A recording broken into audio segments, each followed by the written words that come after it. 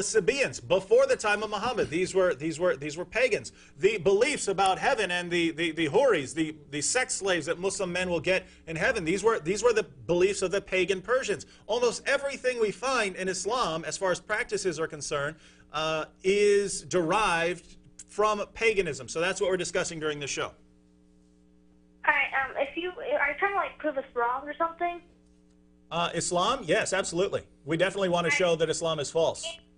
Okay, is that going to change anybody's mind? Is that going to convert anybody? No, my goal, I mean, people do convert. My best friend is a convert from Islam. I know several people who have left Islam based on the fact that Muhammad is a false prophet and based on the outstanding evidence we have for Christianity. But my concern, just to clarify, my concern is not so much converting people away from Islam as keeping people from converting to Islam, because I'm convinced if the world becomes aware of the facts about Muhammad, about the pagan origins, about some of the abominable practices of Muhammad, that no one will ever convert to Islam unless a sword is put to their neck. So that's my view, but go ahead. Okay, are you trying to like, I don't know, are you trying to convert people? Because people aren't going to convert for whatever the heck you're trying to say. It really doesn't matter. Well, I have to agree with you. I don't know where you're getting the claim that people won't convert based on learning about Muhammad.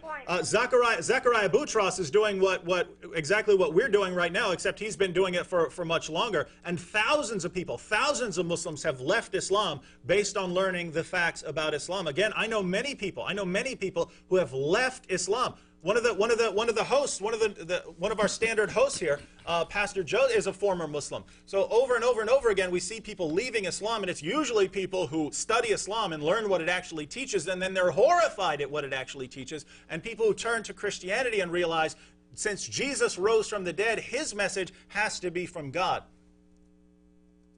Go ahead. My dad would like to say something. Sure, okay. Sure, no problem. Please. Okay, go ahead. Go ahead, please. Sir, are you there? Hello? Never mind. Okay. So y'all made this show, like, just to contrast? All right, go ahead. Did you make this whole show, this whole, like, TV, did you make it all, like, to just contrast between Christians and Muslims? Yes. The purpose of the show, that's why it's called Jesus or Muhammad, and that's because when you examine the teachings of Muhammad and you examine the teachings of Jesus, you find that they are irreconcilable. They cannot both be teaching the truth from God, because according to Jesus, he came into the world to die on the cross for sins, rise from the dead, and he is the incarnate Lord. He is the divine Son of God. Muhammad denied all of this, and that means they can't both be speaking the truth. One of them has to be wrong. And so the purpose of this show is for all people around the world, whoever is interested in learning the truth, we are presenting the facts to them. We are presenting the facts about Islam, the facts about the Quran, the facts about Muhammad, as well as the facts about the Bible, the facts about Jesus. We are presenting the facts about both religions so that people, instead of just believing what they're taught to believe, instead of just believing what their parents tell them or what their mosque or their church tells them, we want people to base their beliefs upon the evidence. And so we present the evidence for that. We can't control people, what they're going to do with the evidence, but we want to make sure that people know the evidence, because what we find so often, as in the case with Omar, if you were watching, you saw Omar, almost everything he believed about Christianity and almost everything he believed about Islam was totally wrong. Not wrong from our opinion, factually wrong. We can point to sources documenting that he's wrong. For instance, when he said the Quran has been perfectly preserved. Well, according to all of his Muslim sources, the Quran hasn't been perfectly preserved. So the purpose of this show is to present people with facts and information so that they can make the correct conclusion rather than just believing what they're taught to believe. Okay, there's no difference between Jesus, because Muslims, first of all, they do believe in Jesus, and they do believe in his cause.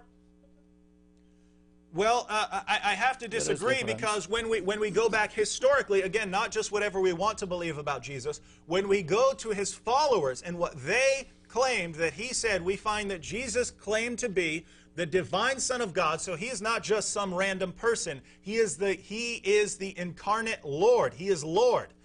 He is the divine Son of God. That's what Jesus said about himself, and this is why people wanted him killed.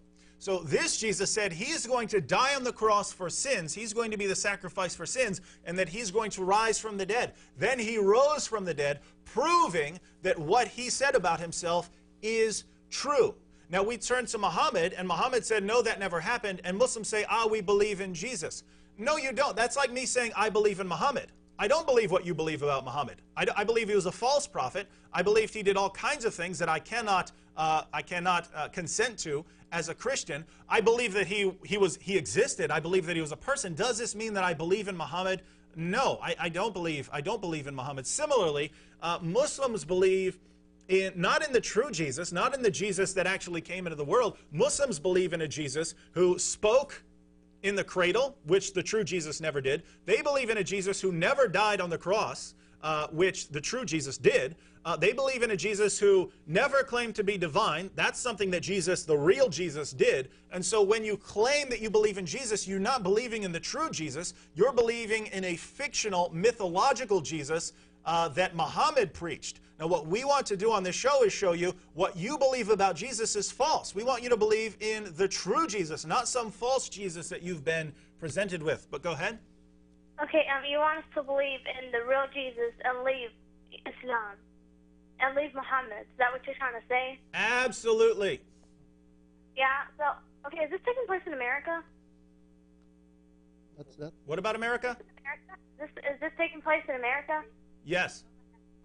Taking place in Muslim countries and Canada. I believe in freedom of speech, but you should give respect. We should give respect? Yes, you should really give respect. We are. We're speaking respectfully right now. What do you mean? Are you saying that we shouldn't try and show other people that their beliefs are false? No, whenever you were so Omar, you just said mystical beliefs. Mm-hmm. That's not respect.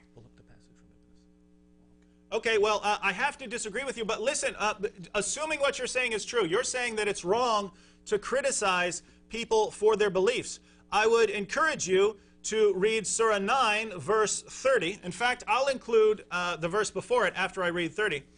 Verse 30 of chapter 9 of the Quran says, and the Jews say, Uzair is the son of Allah. And the Christians say, the Messiah is the son of Allah. These are the words of their mouths. They imitate the saying of those who disbelieved before. May Allah destroy them. Destroy who? Destroy the Jews and the Christians because of our beliefs, how they are turned away. In fact, the verse just before this, Surah 9:29, commands Muslims to fight Jews and Christians because we reject the religion of truth, which it claims is Islam. If you go to Surah 5:17, it says that any Christian who affirms the deity of Christ is an unbeliever. If you affirm that Jesus is divine, you are an unbeliever. So according to the Quran, I am not a believer in the truth. And we go to Surah 98:6, which says that anyone